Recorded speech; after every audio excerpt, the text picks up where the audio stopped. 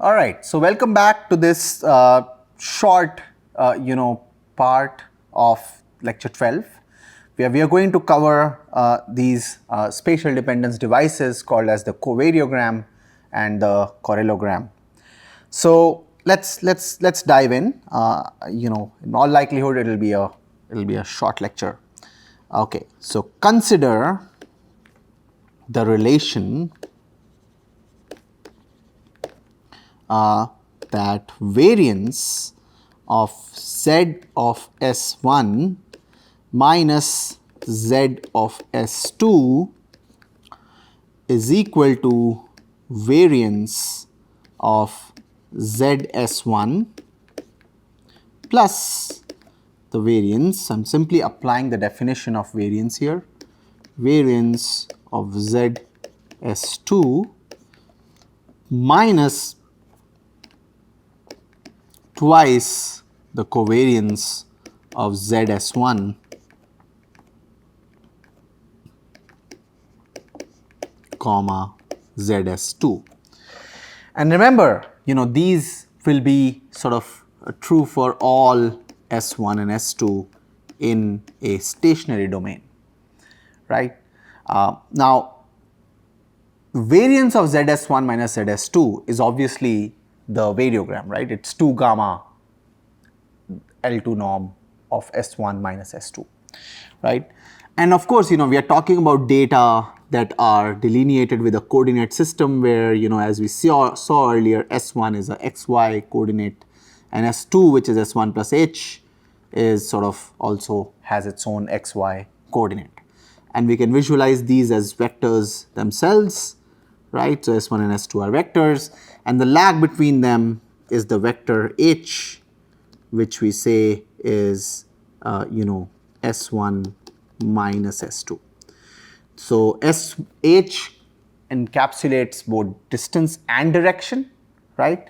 So we say that, H, the distance, is equal to the, L2 norm of S1 minus S2.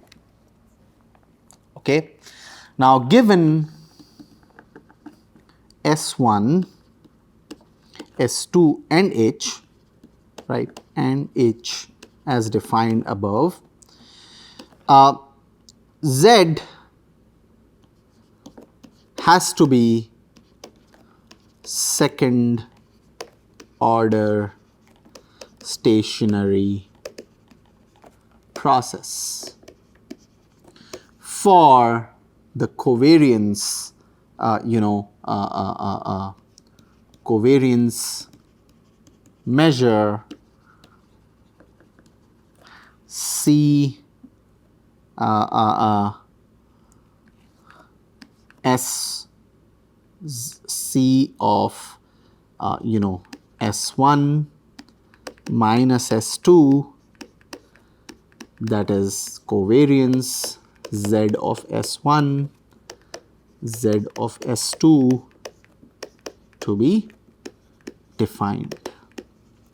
Now, this C of distance between S1 and S2 can also be written as C of H simply, right? It's just C of H, right? And we can write, now I can write variance of Z of S1 minus Z of S2 is equal to C0. So variance of Z of S1 is just covariance of Z of S1 with itself, right? Plus C0 minus 2CH, which can be written as twice C0 minus CH, right? That's a convenient interpretation. Now, this variance of ZS1 minus ZS2 is, we know, is equal to twice gamma H, right? Where H is nothing but the distance metric, the lag vector between S1 and S2. Okay, so 2 gamma H is equal to 2 C0 minus CH. Okay, which implies that gamma H is equal to C0 minus CH, right? Quite clearly, so note number 1, gamma and C are inversely related.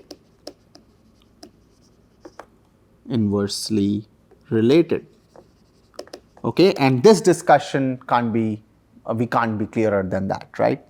And note 2, the fact that I have defined 2 gamma H means I am assuming that Z is a intrinsically stationary process. Remember, to be able to define a variogram, I need the definition of intrinsic stationarity, right?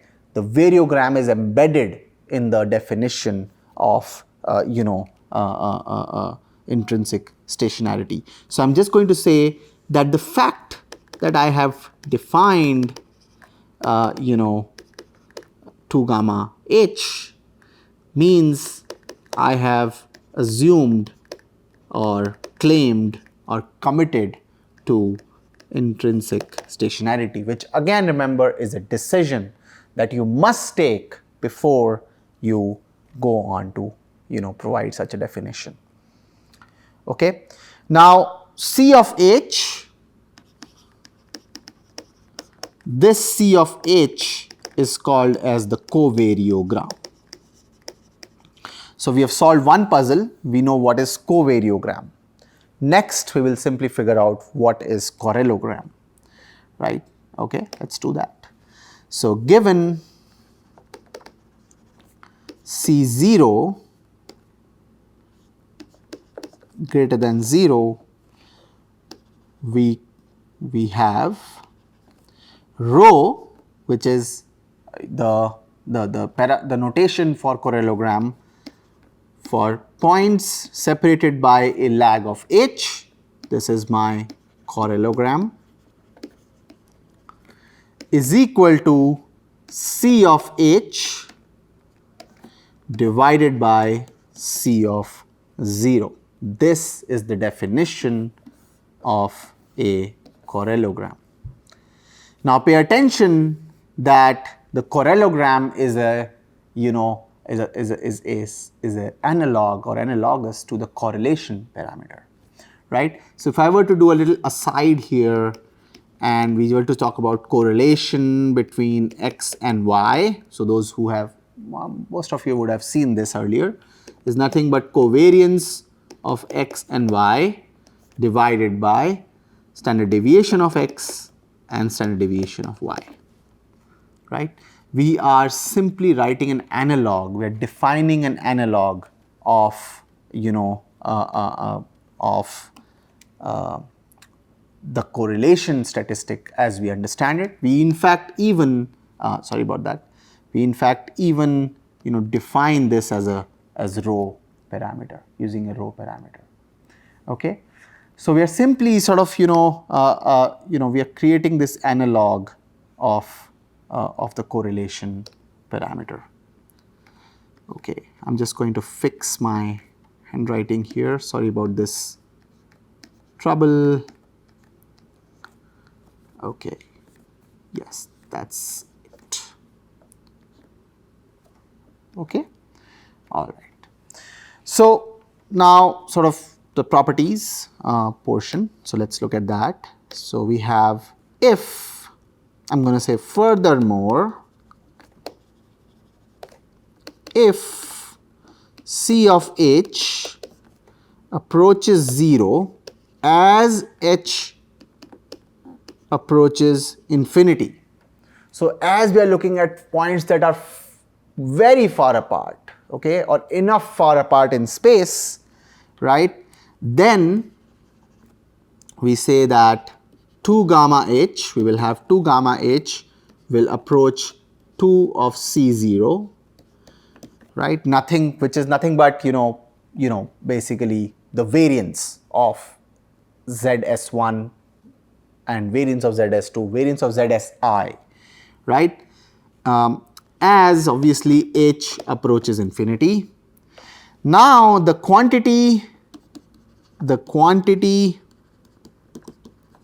C0 is called as the sill of the variogram. Notice that the sill of the variogram measures large scale variation in data, right? It is a point when 2 gamma h has become a constant, right? Remember, when we looked at the properties of the variogram, we said if 2 gamma h or the variogram becomes a constant k, that means there is no spatial order correlation, spatial correlation, there is no spatial contiguity in data. The data becomes spatially random. Now what this property with the covariogram tells me is that as we move far apart enough, right, you're going to have a situation where the data will be not related with each other. They'll be random with respect to each other. So spatial dependence by itself will sort of fall down as we go, as we increase h, eventually sort of diminishing to 0. At this point, the variogram measure will become a constant, and that constant will be nothing but C0, which is nothing but the large scale variation in the data, the overall variation in the data. Okay. Now, a couple of more definitions, that C of 0 minus C0. Now, this C0 is the nugget effect, and the big C0, the capital C0 is the sill. This is defined as the partial sill. I'm only defining these if you sort of come across these measures, later. And very importantly, so another very, very important, discussion is that the smallest value of a measure R, okay, now R is on the real space, so it's a one-dimensional measure just like h. So it's right now only it only encapsulates distance, not direction.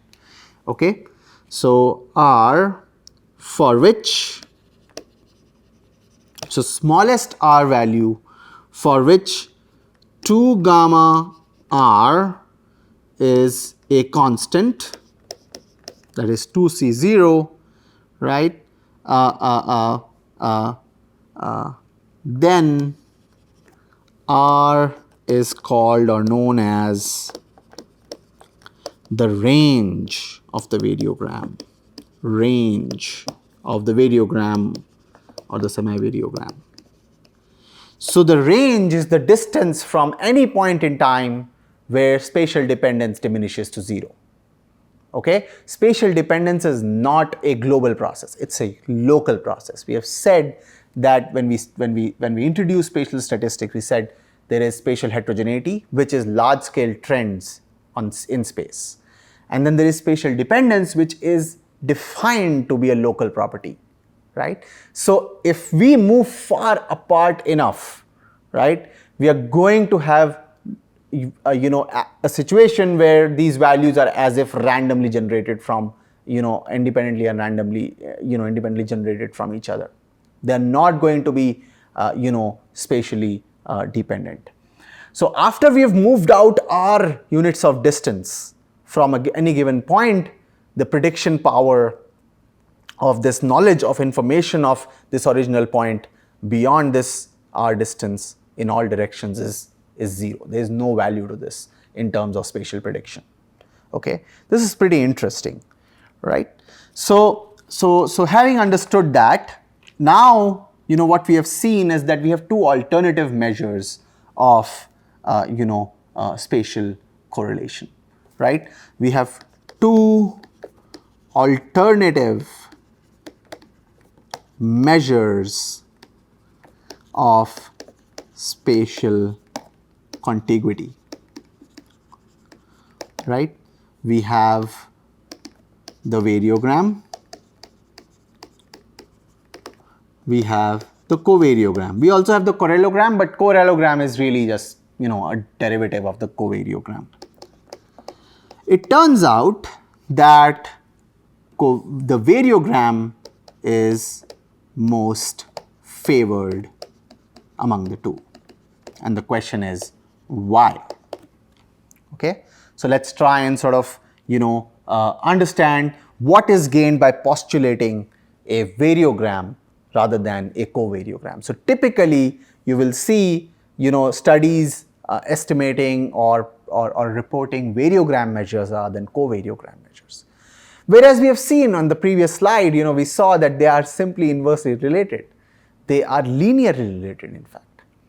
But still, studies almost always will report a variogram rather than a covariogram. And the question is why. The first reason is that the class of second order stationary processes is almost completely contained in intrinsic stationary processes. We know that for defining variograms, we need intrinsic stationarity, but for defining covariogram, we require second order stationarity. Second order stationarity is a weaker concept of stationarity. It is completely contained in the intrinsic stationarity. So that means that the variogram is a more general device of spatial contiguity. So let's say that the class of second order stationarity is processes are strictly contained within the class of intrinsically stationary processes.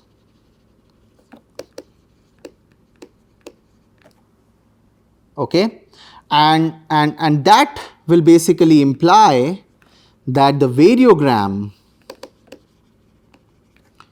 may be defined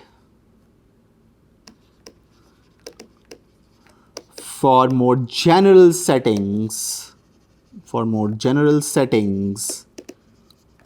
than the covariogram is defined. Okay, so the variogram is defined for more general settings than the covariogram. And an example of this, is if you had to model Brownian motion in space. So Brownian motion is nothing but, again, a collection of random variables in space, basically forming a random function, right? So you have S is in a domain D, which is part of, let's say, a general d-dimensional real space. Then the variance of WS1 minus WS2 will be equal to just H. Okay, where obviously H is nothing but S1 minus S2. Okay. Now this is a typical formulation of of the variogram. Now variogram is a function of the distance between two locations, right? So we are fine. So now gamma H is simply H, right? Or basically 2 gamma H is simply H. So gamma H is H over 2, right? Whereas the covariance of WS1 and WS2, these random variables at different locations S1 and S2, if you calculate it for the Brownian motion, it will turn out to be half of S1 plus S2 minus S1 minus S2, okay, for every S1, S2 in the domain D. Okay. Now S1 minus S2 obviously is equal to H. okay? But what we see here is that the covariogram also depends on location and not just distance.